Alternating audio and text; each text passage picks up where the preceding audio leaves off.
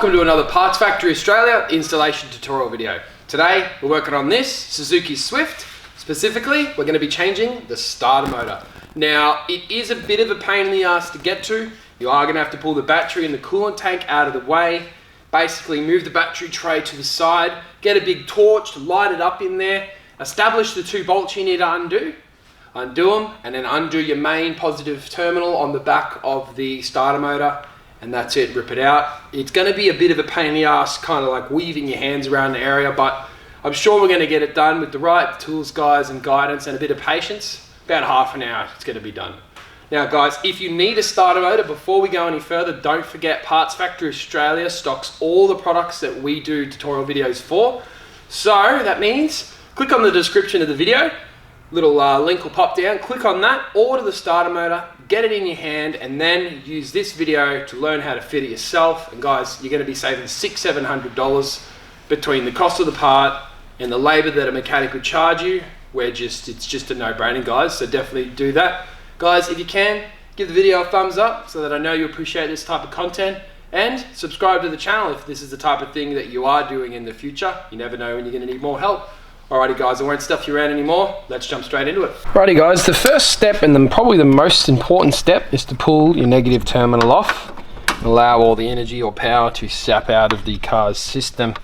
Now, in the interest of filming and realistically in the interest of an easy job for you as well, it's still probably best to remove your entire battery. You can pull the whole thing out, place it out of your way. And we're also going to remove this coolant tank because the starter motor is in behind there. So if you want to get in there a bit easier, get rid of that coolant tank. Now they're super easy. They just pull up in the air, and don't even pull off that hose down there. Just take your tank and drop it down out of the way, just like that. So now you can see, if you have a look straight through there, see that little, if you have a look straight down in there, you have that bolt in the center of the screen. One, trying to get it to focus. Oh yeah, there it is there. You got that one there, and you have one directly behind that hose. If you have a look straight through, do you see the one on the left? That is not it. It's the one to the right of it. Do you see it there? Yeah, see, I had it focused there for a second. It's those two, guys, and if you can undo those two with a little 14mm spanner, or even an electric wrench, or 14mm, anything that you like, undo them, and then loosen them off with your finger, and then you can pull the starter motor out this direction. Alrighty guys, so 14mm on a little wobbler, you should be able to come in and essentially remove those two 14s nice and easy.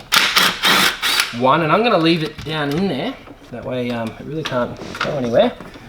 And then the top one might be a little bit harder, but I'm sure you're going to be able to do it. Remember, it's a 14, it's not the 17 that goes to the gearbox.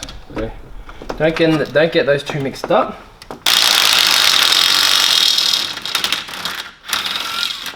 Two, and this one appears to be a bolt, not a nut. 14mm bolt. Now we've removed the nut, we removed the bolt, so the starter motor will actually, you can just grab it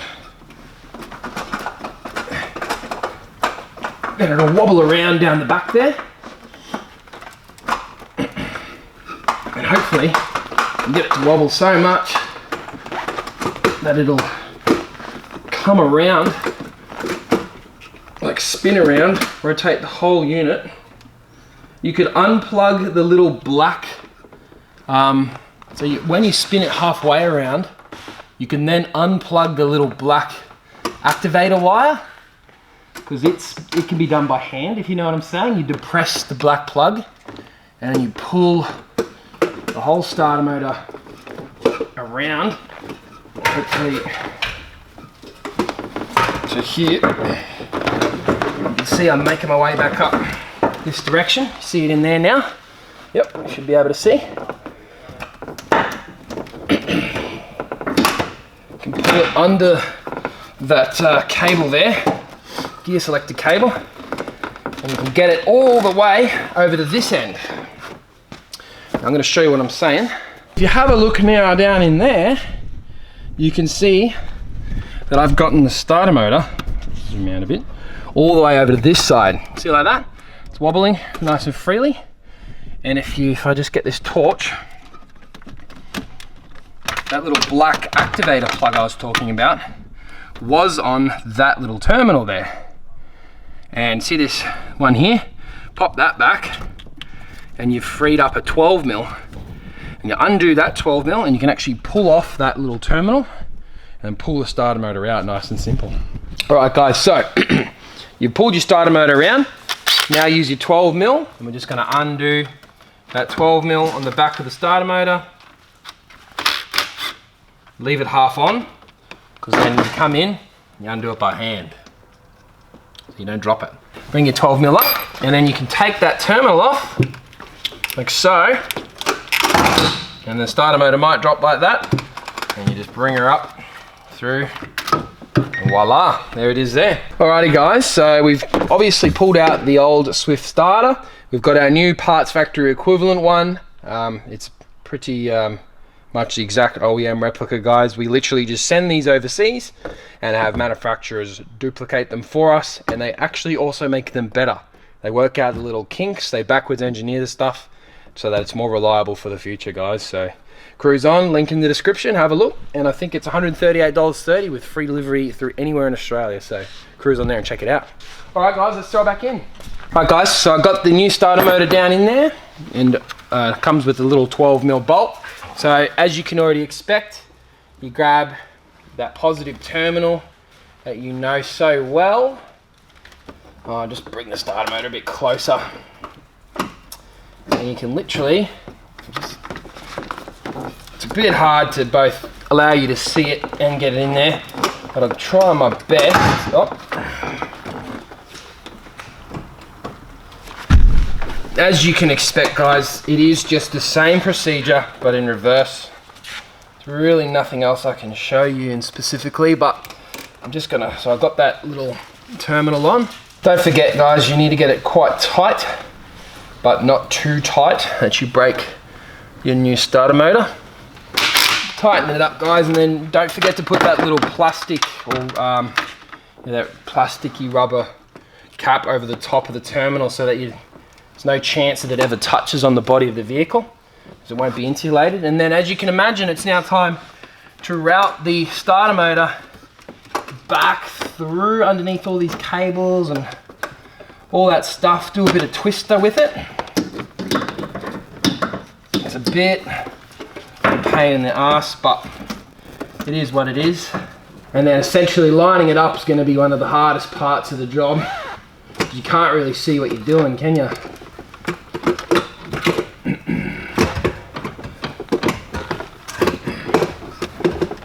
Seems like it's some sort of little plastic or metal plate that kind of stops it from moving.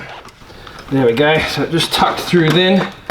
You're gonna kind of spin it around, and then there's that little rod that lines up into one of the bottom holes. I think it was the top one, right? Yeah.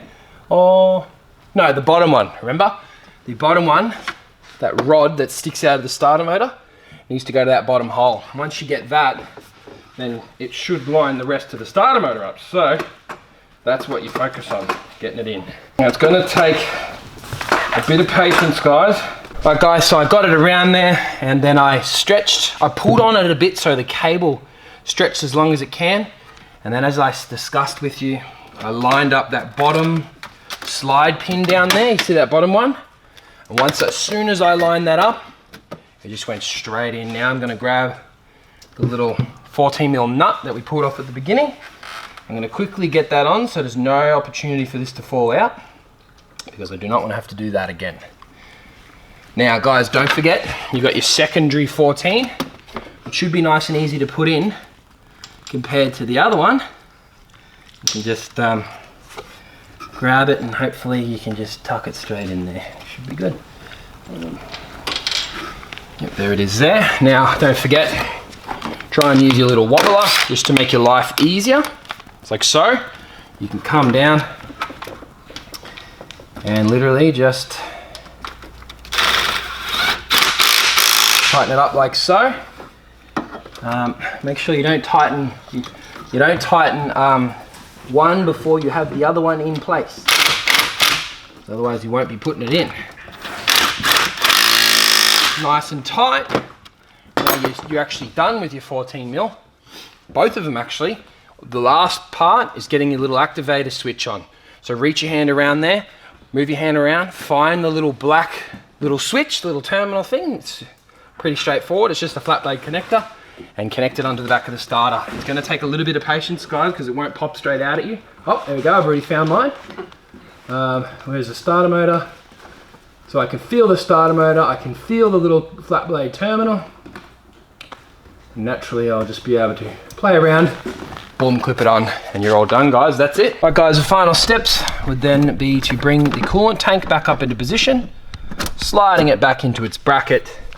And don't forget, which you really can't, bring your battery back up, slotting it in, terminals back on, and the battery clamp back on. Literally just go like that. Nice and tight. Do them up with a 10mm. And guys, you're good to go. Alrighty guys, now I hope that everything's gone nice and smoothly for you. It's actually been pretty cool, a little bit quicker than I expected, to be honest. It's taken us about 15 minutes, but I know for a fact, if it's your first time doing a job like this, you are going to struggle just a little bit getting it back in. That was the hardest part, lining it back in. But yeah, I positioned my body like this. I had a nice torch and I could see that little bolt. I lined it up, slotted it in, and once it was in, bolt nut straight on the top of the bolt, and it was all good to go. Guys, don't forget, if you have appreciated this video, give it a thumbs up so I know that's the type of content you're into. And if you can, subscribe to the channel. That way you can see all the content we release. We got heaps of content on Suzuki Swifts. So if you have a Swift you're looking after, definitely worth subscribing to our channel. That way we can help you do DIY repairs in the future. Guys, my name's Lucas. Thanks for watching another Parts Factory Australia installation tutorial video. I'll see you next time.